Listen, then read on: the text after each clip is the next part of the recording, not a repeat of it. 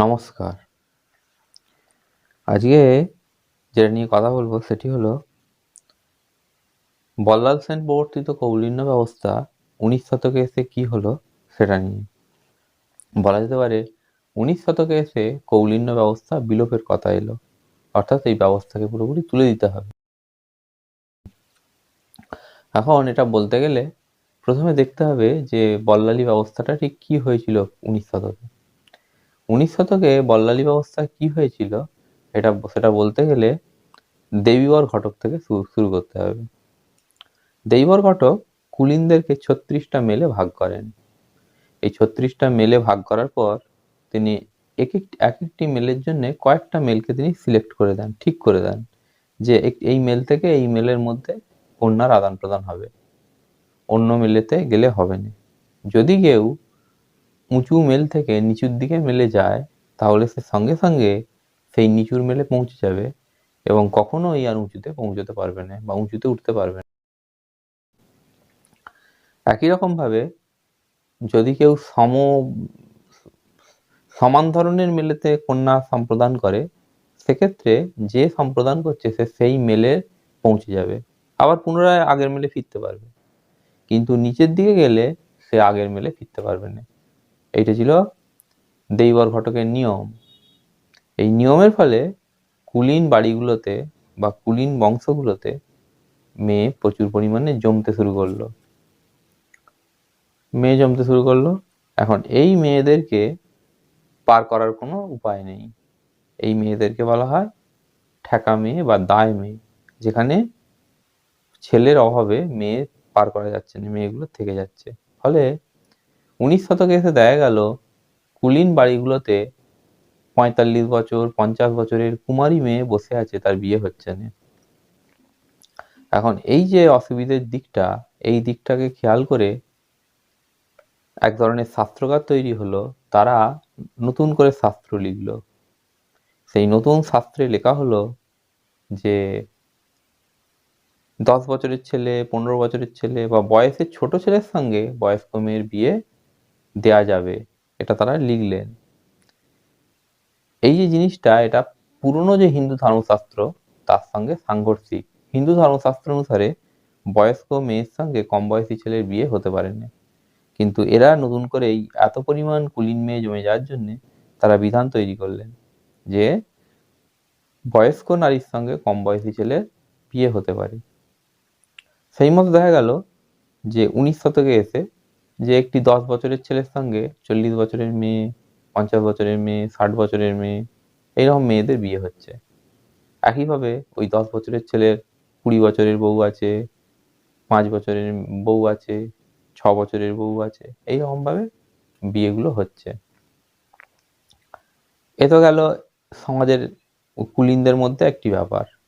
কিন্তু কুলীন নয় যারা অকুলীন, অর্থাৎ বংশজ টংশজ, এদের মধ্যে বল্লালী নিয়ম অনুসারে ওপর দিকে পণ দিয়ে মেয়ে পাঠানোর ফলে ওপর দিকে মেয়ে জমতো, আর দেবীবর ঘটকের নিয়মের ফলে কুলীনদের মধ্যে মেয়ে পার করার অসুবিধার জন্য মেয়ের পরিমাণ আরো বেশি পরিমাণ উপরে জমতে শুরু করলো। কিন্তু নিচের দিকে বংশজ টংশজ যেগুলো ছিল আগে সেই জায়গায়, সেখানে দেখা গেল যে মেয়ের অভাবে অনেক বংশজ ছেলে থেকে যাচ্ছে, যারা সারা জীবন অকৃতদার, মানে যাদের বিয়েই হচ্ছে না।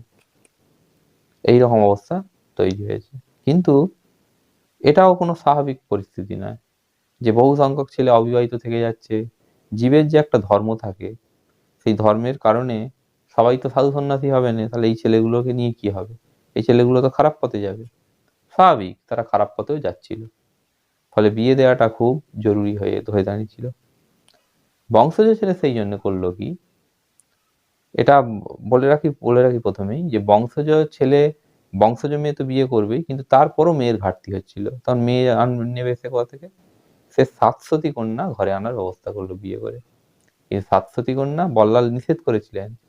সাতসতী মেয়ে যে বিয়ে করবে, কুলীন বা অকুলীন, বংশজ তো বাউনের মধ্যে নিচু, কিন্তু বংশজ অপরাপর শ্রেণীর থেকে উঁচু, সে বাউন। বল্লাল বলে দিয়েছিলেন কেউ যদি বংশজ যদি শাশ্বতী বিয়ে করে বা কেউ শাশ্বতী বিয়ে করলে সে শাশ্বতী ভাবাপন্ন হবে। বংশজ যেই মাত্র শাশ্বতী মেয়েকে বিয়ে করে ঘরে নিয়ে এলো, দেখা গেল বংশজ সমাজেতে নিন্দের ঝড় বইছে। হ্যাঁ, গেল রব উঠছে। ফলে বংশজ ছেলে শাশ্বতী মেয়ে বিয়ে করাতেও বাধা ঠেকল। সে বিয়ে করতে পারছে না। ঠিক এই সময় বংশজ ছেলের দরজায় একজন ব্যবসায়ী এসে দাঁড়ালো। এটা রূপক গল্পের মতো করে বলছি। একদল ব্যবসায়ী বা একজন ব্যবসায়ী এসে দাঁড়ালো। সেই ব্যবসায়ীর কাজ হলো অন্য জায়গা থেকে মেয়ে নিয়ে এসে বংশজ ছেলেটিকে মেয়েটা বিক্রি করা। অর্থাৎ বলা যেতে পারে মেয়ে ব্যবসা 19 শতকে এসে দেখা গেল মেয়ে ব্যবসা চলছে। অর্থাৎ একদল লোক তৈরি হয়েছে, তারা মেয়ে কিনে আনছে কোথাও থেকে এবং সেই মেয়েগুলোকে তারা বিক্রি করছে এই যারা অবিবাহিত ছেলে তাদের কাছে। ফলে বংশজ ছেলেটার উপকার হলো। সে অন্য জায়গা থেকে এই যে ব্যবসায়ী যারা, এরা বেশ দেখতে ভালো মেয়েগুলোকে নিয়ে আসতো, নিয়ে এসে বিক্রি করতো। তো বংশজ ছেলে এইভাবে উপকৃত হলো, লাভবান হলো।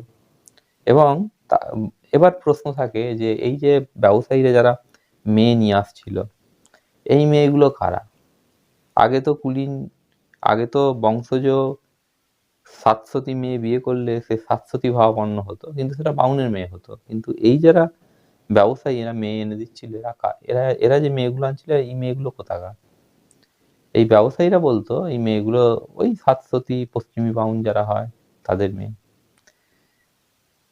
এবার ব্যাপারটা এটার ব্যাপারটা কি? ব্যাপারটা হচ্ছে এরা যেটা বলছে এটা মিথ্যে নয়, এটা সত্যি। সে সময় মেয়ে পাওয়াটা ভীষণ সহজ যেমন ছিল, ভীষণ কঠিন ব্যাপার ছিল। ভীষণ সহজ কেন? কারণ অপর শ্রেণীতে দরিদ্র মানুষ থাকে, গরিব মানুষ আছে, তাদের মেয়েগুলোকে পাওয়া যায়। এরা যে মেয়েগুলো এনে দিচ্ছিল, এদের মধ্যে পশ্চিমী বামুন যেমন থাকে, সাতসতী যেমন থাকে, তেমনি নিচু জাতের যে হিন্দু, কখনো কখনো মুসলিম মেয়েও এই ক্যাটাগরির মধ্যে পড়ে বা এই শ্রেণীর মধ্যে পড়ে। এদেরকে নিয়ে এসে এইভাবে বংশজ ছেলের হাতে তুলে দেওয়ার ব্যবস্থা হলো। তো এইগুলো হচ্ছিল, সবই চলছিল। 19 শতকে এসে যারা লেখালেখি করলেন এগুলো নিয়ে, তখনকার দিনে বিভিন্ন রকম কাগজ ছিল, যেমন ক্যালকাটা খ্রিস্টান অবজারভার, তারপরে সমাচার দর্পণ, রিফর্মার। এই কাগজগুলোতে এই যে এতক্ষণ যা বললাম এই জিনিসগুলোকেই সেখানে তুলে ধরার ব্যবস্থা করা হলো। আচ্ছা, এগুলো বলার আগে আরেকটা অংশ বলি। ওপরের দিকে যেমন কম বয়সী ছেলের সঙ্গে বেশি বয়সী মেয়ের বিয়ে দেওয়ার ব্যবস্থা হচ্ছিল, তেমনি অন্য আরেকটি ঘটনা ছিল। অর্থাৎ বেশি বয়সী ছেলের সঙ্গে, মানে বলা যেতে পারে বয়স্ক ছেলের সঙ্গে কম বয়সী মেয়ের বিয়ে দেওয়ার ব্যবস্থা হলো। ফলে ওই যে 60 বছরের লোকের সঙ্গে যখন 9 বছরের বা 8 বছরের মেয়ের বিয়ে দেওয়া হলো, 60 বছরের লোকটা হঠাৎ করে মারা গেলে দেখা যেত অনেকজন মেয়েই তখন বিধবা হচ্ছে। তো এই জিনিসগুলো ছিল। এগুলো দেখতে পেলেন কারা? যারা এই পত্রিকাগুলো চালাচ্ছিলেন, হ্যাঁ, কাগজগুলো, তারা দেখতে পেলেন এই জিনিসগুলোকে। ভালো করে তারা দেখলেন, দেখে এগুলো নিয়ে তারা লেখালেখি শুরু করলেন। লেখালেখি শুরু করে তারা অনুরোধ করতে শুরু করলেন সরকারের কাছে, খ্রিস্টান সমাজের কাছে, যে সরকারকে যেন খ্রিস্টানরা বা সরকার নিজে থেকেই যেন উদ্যোগ নিয়ে কৌলিন্য ব্যবস্থাকে বন্ধ করে দেয়।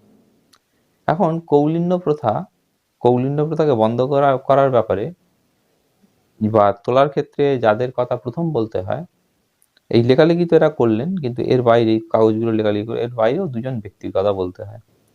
একজন হলেন রামমোহন রায়, অন্যজন হলেন বিদ্যাসাগর।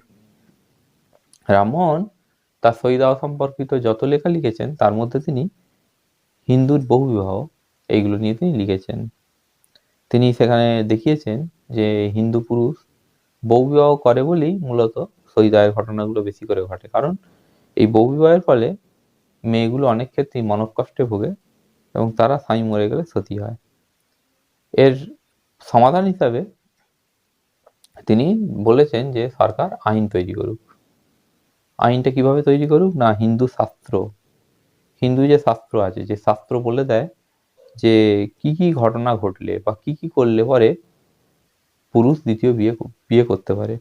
সেই শাস্ত্র বলে এইরকম: স্ত্রী যদি কোপন স্বভাব হয়, স্ত্রী যদি স্বামী বিদ্বেষী হয়, স্ত্রী যদি রুগ্ন হয়, স্ত্রী যদি ব্যভিচারিণী হয়, ইত্যাদি দুর্গুণগুলো থাকলে পুরুষ দ্বিতীয় বিয়ে করতে পারে। রামমোহন বলেন এই শাস্ত্রবাক্যের আলোয় সরকার আইন তৈরি করুক, যাতে করে পুরুষের বহুবিবাহ আটকায়।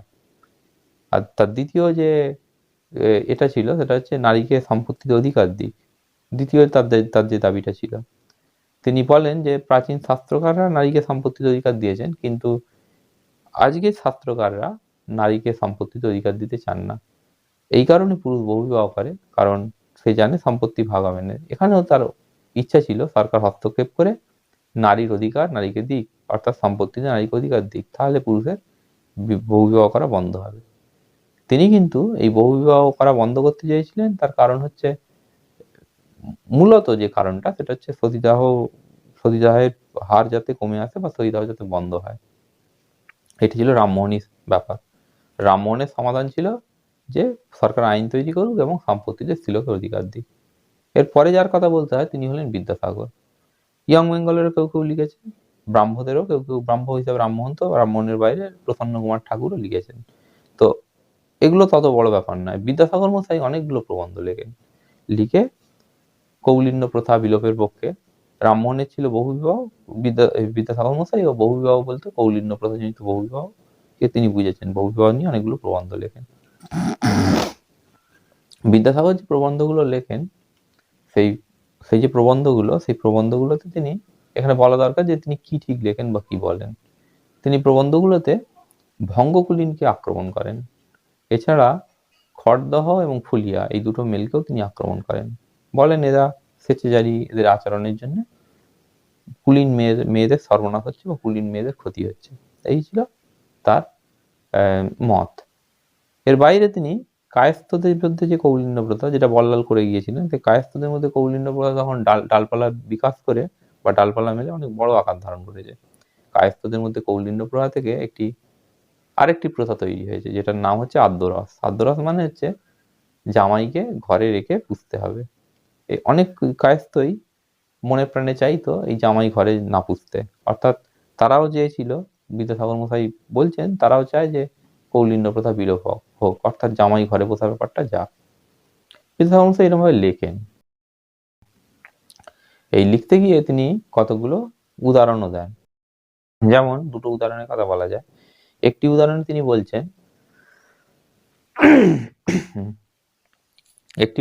বলছেন যে কোনো কুলীন এমন ছিল যে দুর্ভিক্ষের সময় চারদিকে গর্ব করে বলে বেরিয়েছে যে দুর্ভিক্ষের সময় অনেকেরই খাবার জোটে না, কিন্তু তার খাবারের অসুবিধা হয় না, সে অনেকগুলো শ্বশুর বাড়িতে থেকে খাবার পেয়েছে।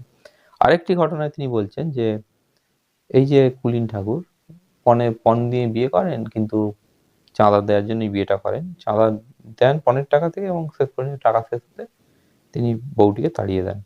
বিদ্যাসাগর সেই গল্পগুলো লেখেন, এরকম ধরনের গল্প লেখেন। এগুলো লিখে তিনি সরকারের কাছে আবেদন করেন, একটি আবেদনপত্র তিনি পাঠান। এখানে বলা দরকার যে বিদ্যাসাগর মশাই এই লেখাগুলো লিখে তিনি নিন্দাভাজন হননি, তিনি প্রশংসিত হয়েছিলেন। বিদ্যাসাগর মশাই তার জীবনের সর্বাধিক প্রিয় সৎকর্ম বলতে বিধবা বিবাহকে বুঝিয়েছেন। তিনি বলেছেন যে বিধবা বিবাহ প্রচলনের চেষ্টা করাই তার জীবনের সর্বাধিক প্রিয় একটি সৎ কাজ। এই সৎ কাজটি করতে গিয়ে তিনি যত বেশি নিন্দে অপবাদ কুড়িয়েছিলেন, যত বেশি শত্রু অর্জন করেছিলেন, বলা যেতে পারে কৌলিন্য প্রথা বিলোপের ক্ষেত্রে বা বিলোপের জন্য লেখালেখি করতে গিয়ে তিনি তার সিকিভাগও শত্রু অর্জন করেননি বা নিন্দা কুড়ননি, বরঞ্চ তিনি প্রশংসা পেয়েছিলেন। বহু লোক তার সঙ্গে এসেছিল। এই বহু লোক যখন তার সঙ্গে আসে তখন তিনি একটি চিঠি তৈরি করেন। সেই চিঠিতে বর্ধমানের মহারাজা স্বাক্ষর করেন এবং অনেকে স্বাক্ষর করে যারা কৌলিন্য প্রথার বিলোপ চায়। তাদের সেই চিঠি নিয়ে তিনি সরকারের কাছে জমা করেন।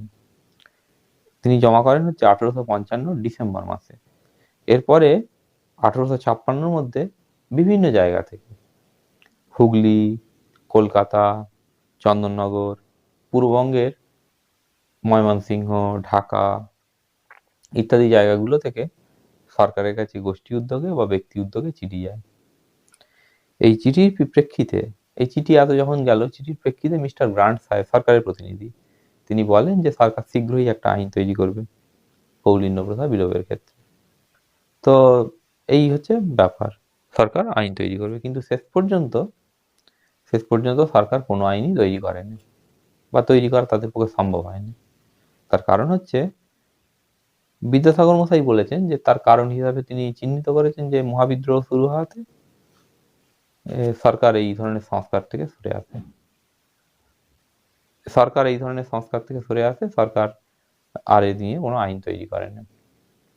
তো এটা কিন্তু আমি মনে করি এখানে আমার একটি মত আছে। আমি মনে করি সরকার এই যে কৌলিন্য প্রথা বিলোপ করার ক্ষেত্রে সরকার পিছিয়ে আসে বা সরকার কৌলিন্য প্রথা বিলোপ করেনি, তার কারণ হচ্ছে যে দোষে কুলীন বাউনরা দুষ্ট বা অপরাপর সম্প্রদায়ভুক্ত মানুষরা দুষ্ট, সেই একই দোষ ইংরেজদের মধ্যেও কিছুটা হলেও ছিল।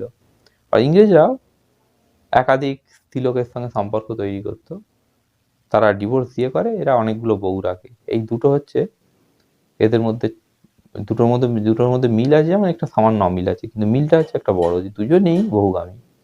ফলে একজন একই দোষে দুষ্ট হয়ে একজন অন্যজনের দোষ দেখবে, এটা ঠিক নীতিশাস্ত্র অনুসারে সঠিক নয়, সেই জন্য চেষ্টা করেন। তো এই হচ্ছে কৌলিন্য প্রথা বিলোপের চেষ্টা, এবং বিলোপ শেষ পর্যন্ত হলুনি।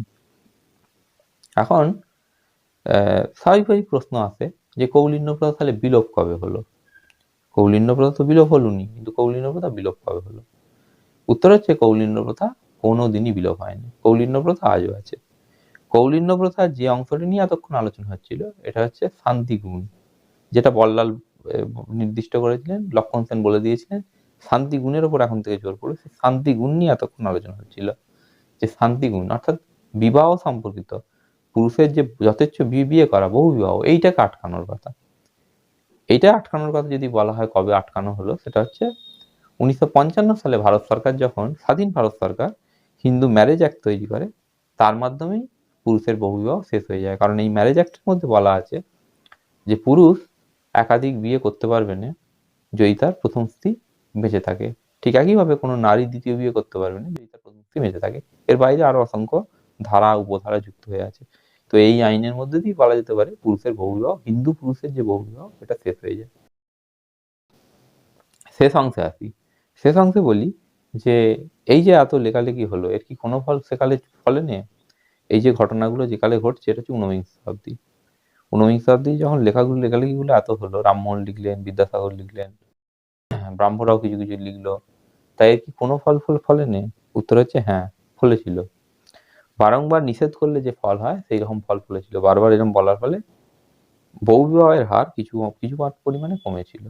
কত পরিমাণ কমেছিল সেটা একালে বসে বলা সম্ভব নয়, কমেছিল।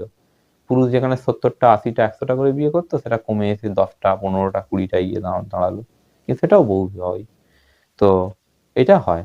আর একটা যে প্রভাব হয় এই লেখাগুলোর ফলে, সেটা হচ্ছে বামুন পাড়ার পাশে কেউ থাকলে সে বামুনদের ব্যাপার স্যাপার বুঝবে, বা কুলীন যে পুরুষ তার কথা জানে। কিন্তু দূরবর্তী এলাকার লোক, তারা কি জানবে কুলীনের কথা? এই লেখালেখির ফলে দূরবর্তী এলাকার লোকও, শিক্ষিত লোক জানতে পারলো কৌলিন্য প্রথা কি, কুলীন বামুনদের অবস্থা কেমন হয় বা কি সব, এগুলো তারা জানতে পারলো। এগুলো হলো। এবার কৌলিন্য প্রথা বিলোপ না হওয়ার জন্য যেটা হলো, সেটা হচ্ছে সমাজে যখন কৌলিন্য প্রথা বিলোপ হলুনি, তখন আগের অবস্থা যেমন রইলো, তেমনি আরেকটি দিক হলো। সেটা হচ্ছে এবার জোর দেওয়া হলো শহরাঞ্চলে, মূলত শহরাঞ্চলে জোর পড়লো স্ত্রীলোকের শিক্ষার ওপর। যদিও এটার সঙ্গে এটাকে যুক্ত করা, এটা ঠিক সঠিক ব্যাপার নয়, কিন্তু মোটামুটি এইরকমই যুক্ত করার ব্যাপার হলো, যেটার উপর জোর পড়লো।